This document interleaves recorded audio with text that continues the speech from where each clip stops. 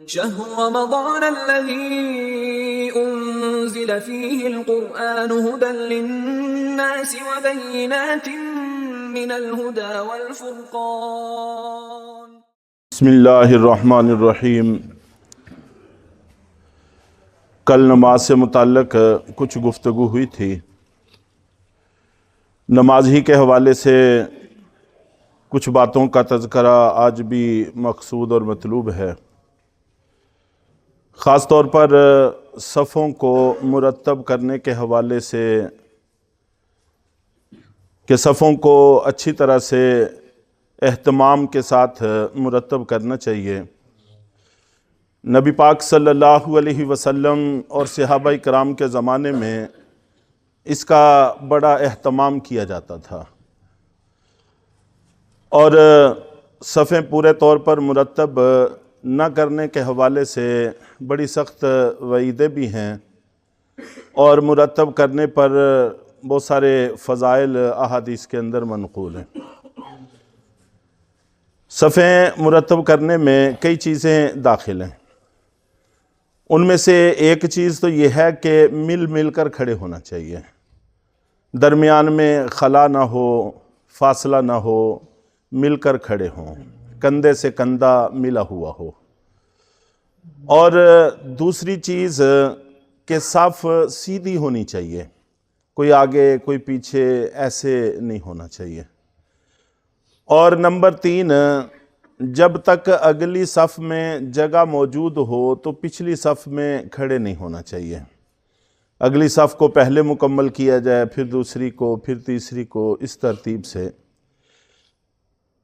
ہمارے اور پہلی صدی کے مسلمانوں میں بنیادی طور پر جو کچھ فرق ہیں، ان میں سے ایک فرق یہ بھی ہے کہ وہ خیر کے کاموں کی طرف بڑھا کرتے تھے، ہم خیر کے کاموں میں پیچھے رہتے ہیں۔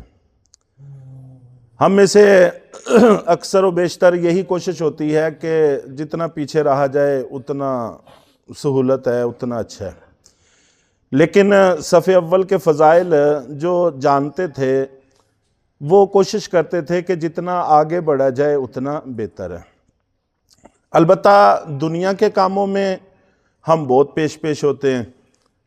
ہمارے سامنے حالات ہیں، آٹے کا ایک تھیلا لینے کے لیے، چند پیسوں کا راشن وصول کرنے کے لیے کس قدر مشقت اٹھاتے ہیں، لائنوں میں لگتے ہیں، ایک دوسرے سے آگے بڑھنے کی کوشش کرتے ہیں۔ لیکن دین کا معاملہ ایسا ہے کہ اس میں ہم بہت زیادہ کوتاہی سے کام لیتے ہیں، اور انسانوں میں اللہ تعالیٰ نے مسابقت کا جذبہ رکھا ہے، ایک دوسرے سے آگے بڑھنے کا جذبہ رکھا ہے، لیکن اس کا میدان جو اللہ نے متعین کیا ہے، ہم نے اس میدان میں مسابقت کرنے کی بجائے غلط جگہ استعمال شروع کر دیا ہے۔ فَاسْتَبِقُوا الْخَيْرَاتِ، کہ خیر کے کاموں میں ایک دوسرے سے آگے بڑھنے کی کوشش کیا کرو۔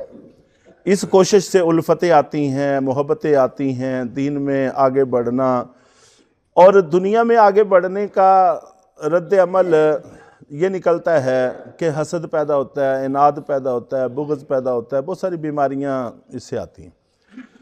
تو بہرحال خیر کے کاموں میں آگے بڑھنے کی کوشش کرنی چاہیے، جب تک اگلی صف میں جگہ ہو تو پیچھے کھڑے ہونے سے گریز کرنا چاہیے۔ سرکار دو عالم صلی اللہ علیہ وسلم کا پاک ارشاد ہے کہ جو شخص صف کو ملائے گا تو اللہ تعالیٰ اس کو اپنے ساتھ ملائیں گے، اور جو شخص صف کو قطع کرے گا تو اللہ تعالیٰ بھی اس کا ناطہ اور تعلق اپنے سے قطع کر دیں گے۔ اور میں نے عرض کیا تھا کہ تینوں چیزیں صف ملانے میں شامل ہیں، صف سیدھی ہونا، اور اسی طرح مل مل کے کھڑے ہونا۔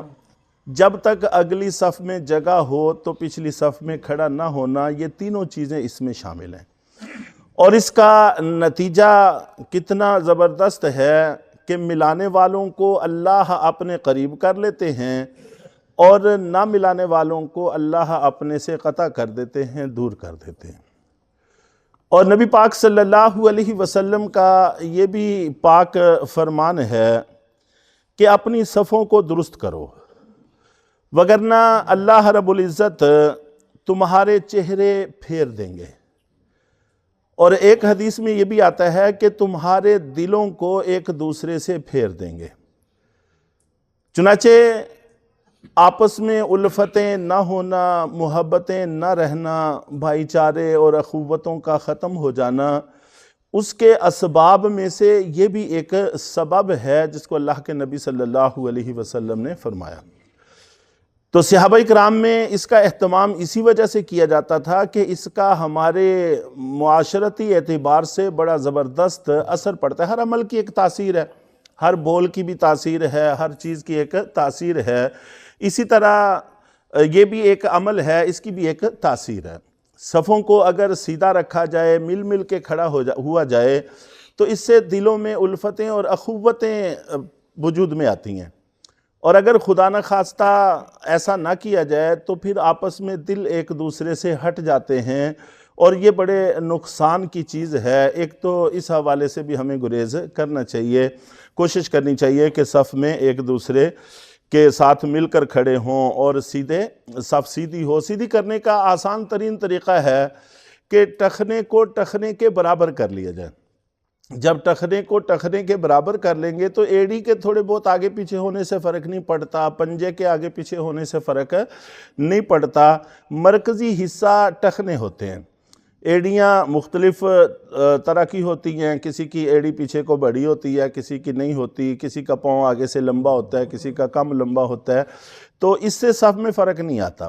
جب ٹخنے ہمارے ایک دوسرے کے برابر ہوں گے تو پھر ساری صف خود بخود سیدھی ہو جائے گی۔ ہر شخص اپنے آپ کو دیکھے کہ میں اپنے دائیں اور بائیں والے شخص کے اعتبار سے بالکل صحیح کھڑا ہوں، تو جب وہ دیکھ لے گا تو انشاءاللہ العزیز معاملہ آسان ہو جائے گا اور صف ہماری خود بخود سیدھی ہو جائے گی۔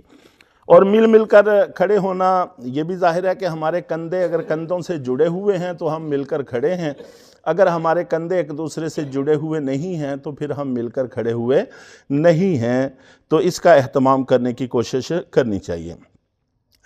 اسی طرح نماز کے اندر ایک بڑی کوتاہی یہ پائی جاتی ہے کہ امام سے آگے بڑھ جاتے ہیں۔ امام کے پیچھے پیچھے رہنا چاہیے یا امام کے ساتھ ساتھ رہنا چاہیے؟ تو ساتھ ساتھ رہنے میں تھوڑی سی بے احتیاطی ہو سکتی ہے، اس لیے پیچھے پیچھے رہنا یہ زیادہ مناسب ہے اور محتاط راستہ ہے۔ چنانچہ بہت سارے دوست احباب ہم لوگ یہ کوتاہی کر لیتے ہیں کہ امام ابھی رکوع میں ہوتے ہیں، ہم کھڑے ہو جاتے ہیں، امام ابھی سجدے میں ہوتے ہیں، ہم اٹھ کے بیٹھ جاتے ہیں، اور امام ابھی کھڑے ہوتے ہیں اور ہم سجدے میں یا رکوع میں پہنچ بھی چکے ہوتے ہیں۔ تو یہ معاملہ بھی بڑا خطرناک ہے۔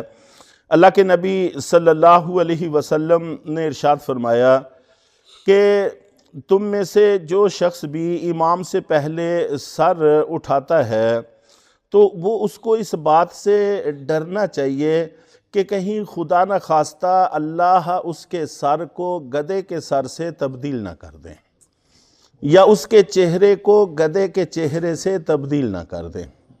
اب وعید اس پر اتنی سخت ہے اور بے احتیاطی ہمارے ہاں اس حوالے سے کافی زیادہ پائی جاتی ہے، تو اس کا بھی اہتمام کرنا چاہیے کہ جب ہم مسجد میں آئے ہیں تو بڑے دھیان کے ساتھ، بڑے اہتمام کے ساتھ اس طریقے سے کھڑے ہوں کہ ہم امام کے پیچھے پیچھے رہیں۔ تھوڑا سا پیچھے رہنے میں کوئی حرج نہیں۔ چنانچہ نماز میں کھڑے ہونے کے اعتبار سے بھی ویسے تو اس سے متعلق نہیں ہے وہ بات، لیکن احتیاط کا پہلو میں عرض کر رہا ہوں کہ صحابہ کرام اس کو کیسے اختیار کرتے تھے کہ اللہ کے نبی صلی اللہ علیہ وسلم نماز پڑھ رہے تھے، حضرت عبداللہ ابن عباس رضی اللہ تعالیٰ عنہ ابھی چھوٹے بچے تھے، یہ آئے اور آ کر اللہ کے نبی صلی اللہ علیہ وسلم کے پیچھے نیت باندھ لی، تو آپ کی امامت میں نوافل شروع کر دیے، نفل پڑھ رہے تھے، تو اللہ کے نبی صلی اللہ علیہ وسلم نے ان کو ہاتھ سے پکڑ کر اپنے برابر میں کھڑا کر لیا، تو وہ تھوڑا سا پیچھے ہٹ گئے۔ اللہ کے نبی صلی اللہ علیہ وسلم نے ان کے اس عمل کو پسند فرمایا، اور اسی میں احتیاط بھی ہے۔ بالکل برابر کھڑے ہونے میں اگرچہ حکم تو برابر کھڑے ہونے کا ہے، اگر ایک امام ہو ایک مقتدی ہو تو برابر میں کھڑے ہونا چاہیے، لیکن اس میں بے احتیاطی ہو سکتی ہے کہ اگر مقتدی کسی ایک لمحے کے لیے بھی آگے بڑھ گیا تو اس کی نماز جاتی رہے گی، امام سے آگے نکلنا درست نہیں ہے، کھڑے ہونے کے اعتبار سے بھی، نماز کے ارکان ادا کرنے کے اعتبار سے بھی۔ تو وہ تھوڑا سا پیچھے کو ہٹ کے کھڑے ہو گئے، چنانچہ اسی سنت پر عمل کیا جاتا ہے، جب ایک مقتدی ہو تو امام کھڑے ہوتے ہیں تو مقتدی ان سے تھوڑا سا پیچھے ہٹ کے کھڑے ہوتے ہیں۔ یہ جو تھوڑا سا پیچھے ہٹ کے کھڑے ہوتے ہیں یہ وہی احتیاط ہے جس کی طرف آج بات کی جا رہی ہے، اشارہ دیا جا رہا ہے کہ نماز کی ادائیگی کے اعتبار سے ہمیں کافی محتاط رہنا چاہیے، تو امام کے تھوڑا سا پیچھے پیچھے چلنا چاہیے کہ تاکہ آگے بڑھنے والا عمل سرزد نہ ہو اور اس کی یہ وعید شدید کہ ہم متحمل نہیں ہیں۔ اللہ تعالی ہم سب کی حفاظت فرمائے اور ہمیں درست نمازیں پڑھنے کی توفیق عطا فرمائے۔